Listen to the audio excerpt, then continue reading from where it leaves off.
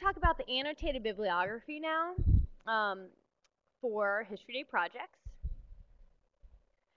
I don't have any kind of general lessons on thesis statements. I do have a couple worksheets that our interns have used in the classroom, and what I can do is email you those worksheets. When we get done here, I can email you those, and you can use them with your students. Feel free to use them. They're actually created by the Minnesota History Day people. We kind of borrowed from them. So it's what they use with students. So I can send those. It's not kind of like a whole lesson, but they're just kind of worksheets to get you going with thesis statements. So, okay, I will send those when we're done. Okay, so annotated bibliography is next. Because research, as I've said over and over again throughout webinars, is the most important thing, and that really is showcased in your bibliographies. So every project needs a bibliography. You're telling us where you got your information. It should be separated into both primary and secondary sources. The other thing to note about bibliographies is they're not works cited. That's different. So if you were doing a works cited in a paper or for the exhibit board, you're only going to cite what actually made it onto your board or in your paper. A bibliography can include more than that. You can include sources that you've looked at that helped you understand your topic, that gave you some of your ideas, but that maybe you never quoted that on your exhibit board, that you didn't quote it in your documentary. Maybe you didn't have enough time in your performance to include that information from that source. But you can still include it in your bibliography because it helped you lead you to your conclusion. It helped you understand the context of the time period. So you can include more things in your bibliography than just, say what's quoted on your exhibit board. Oh, that's fine. You can. I had fun the past couple days. I'm really excited for next week's webinar because I've got some fun pictures. So no, feel free to steal away. Okay, so it's always good to kind of remind ourselves what a primary source is. So primary source is from the time period of your topic or was created by somebody who was there. So if somebody wrote an autobiography later, still counts as a primary source. They were there.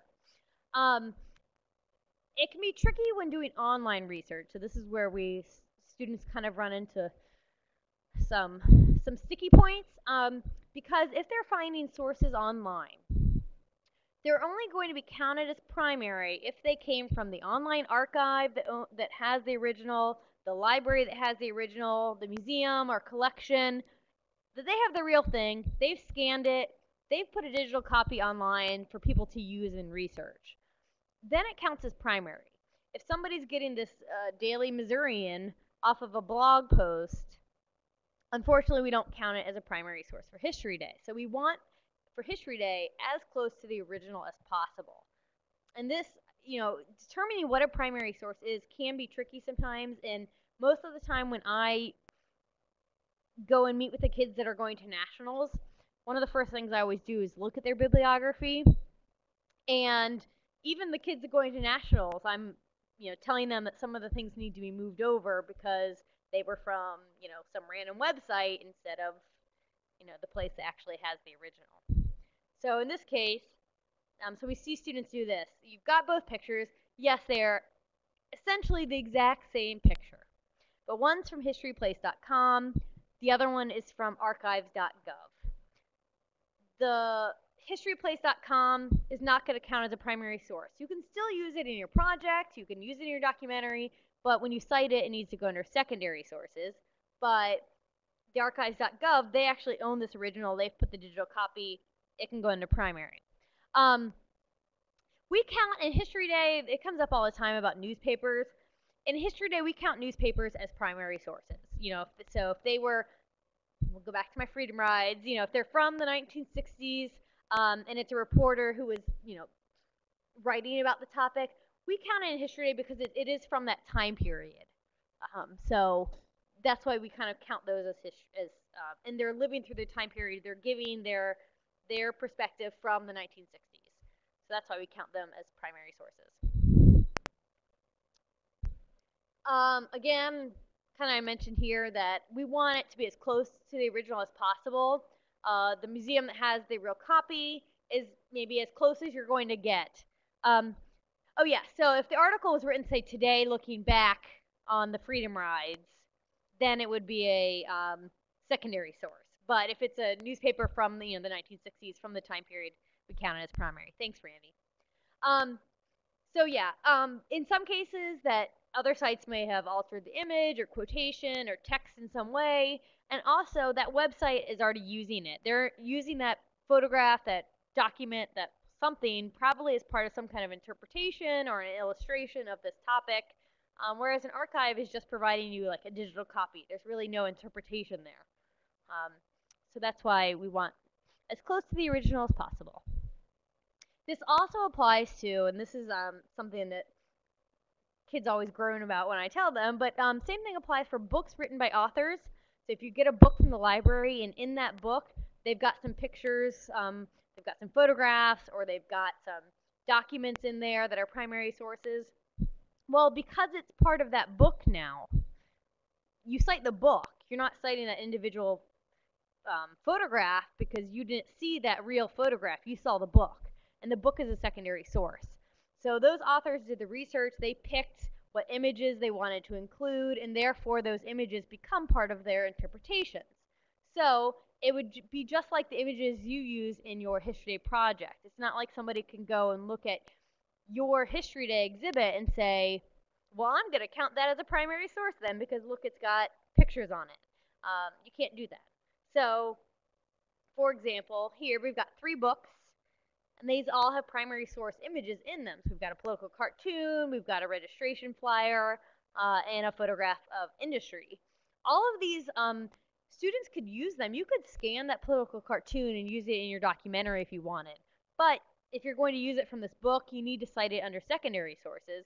And maybe say in the annotation, this book told me this information, and then it had great kind of copies of primary sources in them that I use. But in general, you're citing the book. Now, the nice thing about it is that a lot of historical books written by historians are going to have a citation. So both of these have it underneath their underneath the primary source. So we've got courtesy of the Hagley Museum and Library and the Keenan Research Center at the Atlanta History Center. So what you could do in both of these cases, or sometimes it's in the notes at the back of the book, is you can go online and you can find the Hagley Museum and Library, and you can see if they've got this digitized on their website. Sometimes like the Atlanta History Center might have a digital collection, and you might find that registration pamphlet in their digital archive. If they don't have it digitized, you can always email them, call them, and say, here's, I'm looking at this book, I'm looking at this political cartoon, I was wondering if, I could get a copy of this, could you send me a scan of this? So you can always try that. Or you could always just cite it under secondary sources. It's your option, but if you end up getting the real thing, then you can cite it under primary. Sometimes you'll see books that are just collections of primary sources. So I'm going to show you some pictures in a little bit of them, but you've got these books where it's just, they've gathered a bunch of primary sources related to some topic in history and put them together. You see this a lot of times. In theory, it should be the students who are contacting the repository that might hold the real thing. If sometimes I know if you're going to call, sometimes students are afraid. So if the parent wants to kind of make the initial call, that's okay as well. But it should be the students doing the work.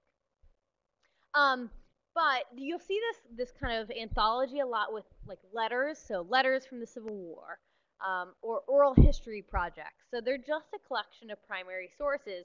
These you can list under primary. So here's a bunch of pictures of books that basically do this. There's a whole series of these books called A Brief History with Documents, and they cover a huge range of topics. And this is the Age of McCarthyism. I own the one about the My Lai Massacre. I also own the one about Brown versus the Board, because I used them when I was in undergrad. But then we have The Battle for God and Right. These are just letters from Emerson Updike from the Civil War. You've got The Hard Times, which is an oral history project of the Great Depression.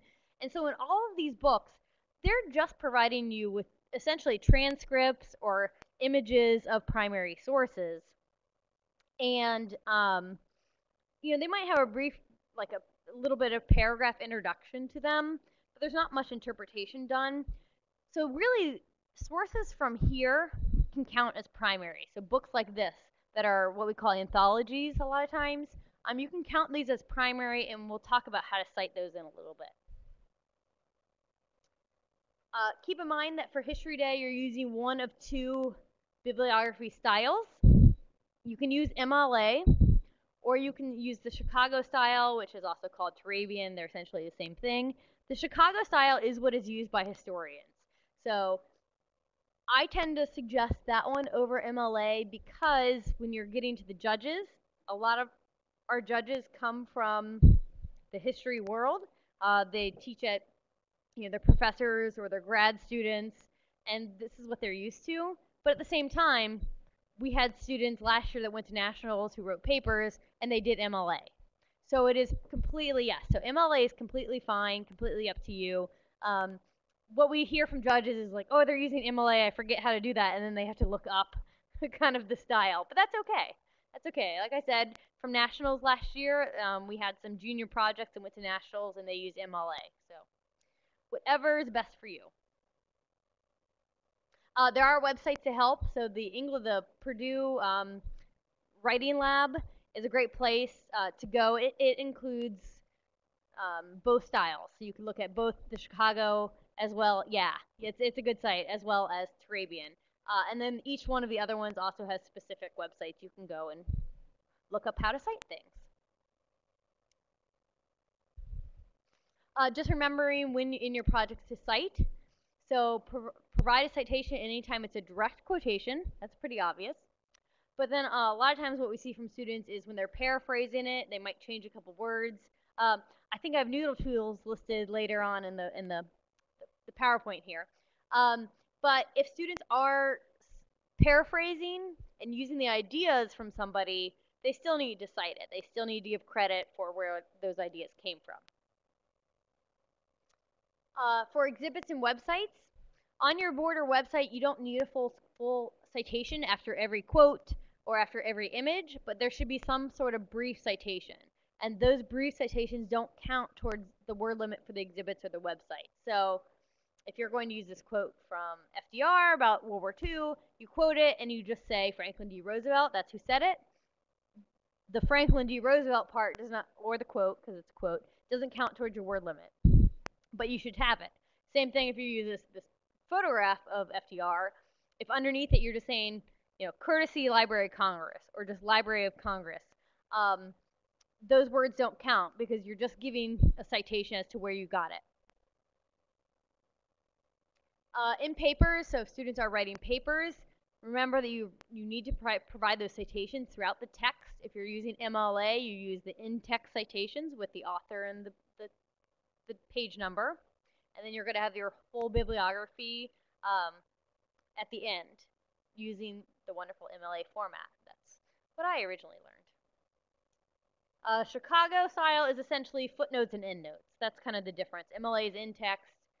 Chicago and Turabian use footnotes or endnotes. So in text, you're going to have your sentence and then the little number, which will lead to either a footnote or an endnote. So when you're kind of leading up to writing your bibliography, make sure that you are, in order to make it easier for yourself, that you're gathering all the information as you research it, so you don't have to go back and track down websites you use or books you use. So as students are researching, hopefully they've done this. They've taken clear, accurate notes about where certain ideas came from. They wrote down the citation information for every book or article or website that they used. They put quotation marks in their notes so they knew that that was a direct quotation. And in their notes, they are crediting which authors said what thing or what idea. It is important to be consistent. So if you're writing a paper, it's going to be MLA all the way through.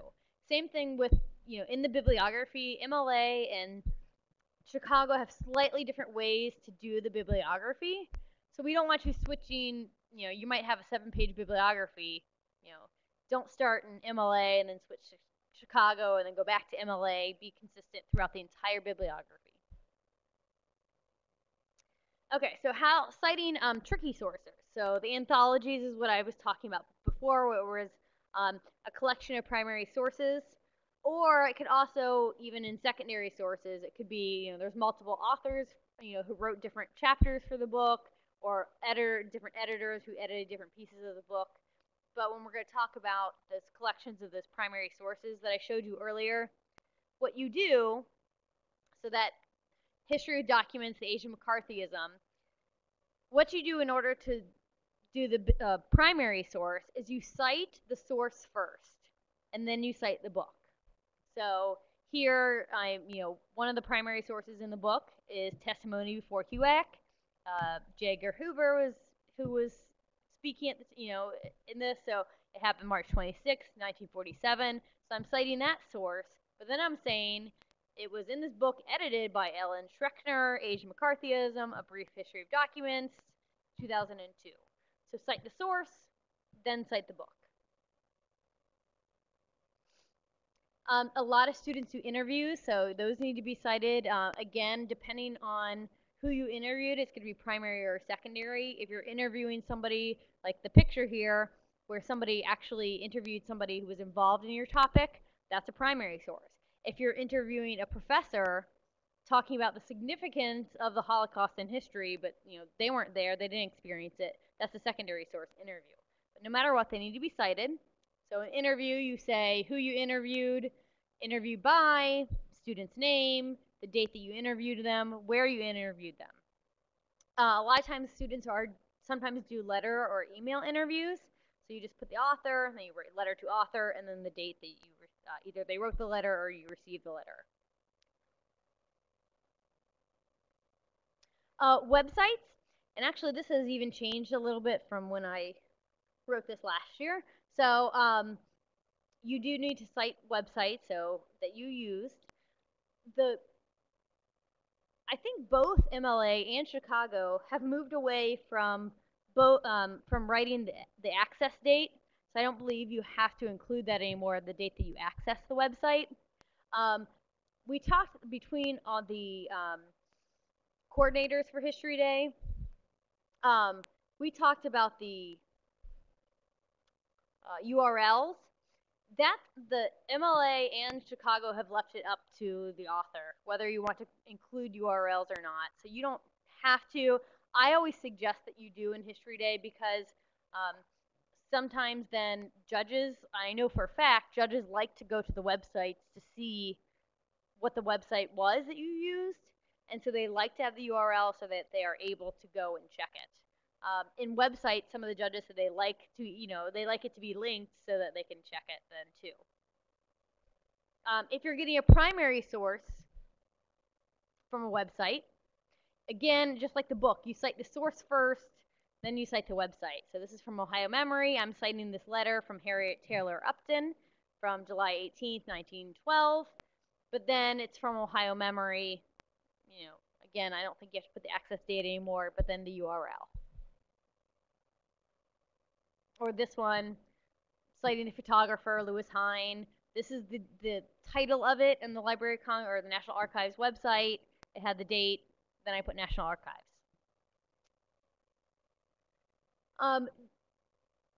The movies and DVDs are pretty easy to cite, but a lot of times students will take something like this, the Ken Burns Prohibition documentary, and they list it under primary sources. Again, it's just like the book. Yes, he used primary sources in his documentary, but it was a documentary created in 2011, therefore it is a secondary source. So even, I think we talked about in the documentary webinar, you can use a little clip of his documentary in a student's own documentary, but you cite it, you say where you came it from, and you list it again under secondary sources, not primary. A lot of times students don't know how to cite archives, and my biggest suggestion to them is to look either on the website or if they're actually at the place, ask somebody there, because most archives have some sort of preferred citation, a preferred way to cite stuff from their collections. So ask somebody there. But in general, you're going to put, if this is a collection, the John D. Volkner papers, the archive's name, so Central Upper Peninsula Northern Michigan University Archives, and then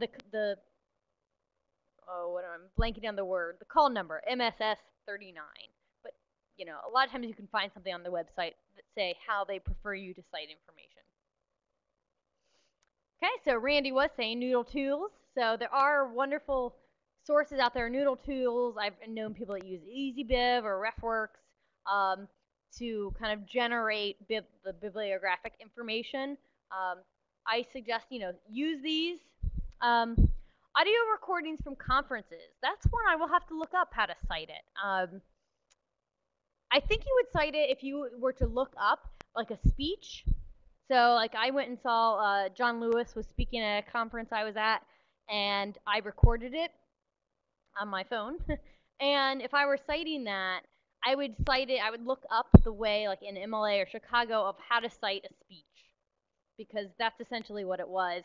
And then what I would do is, so I would say, Lewis John, keynote address at, and then list whatever conference and then the date of the conference. I think that's generally how it is. But yeah, cite it as kind of a as a speech. So yeah, there's these wonderful software generators. What do you mean? Should we include the recording source? I guess don't know exactly what you're.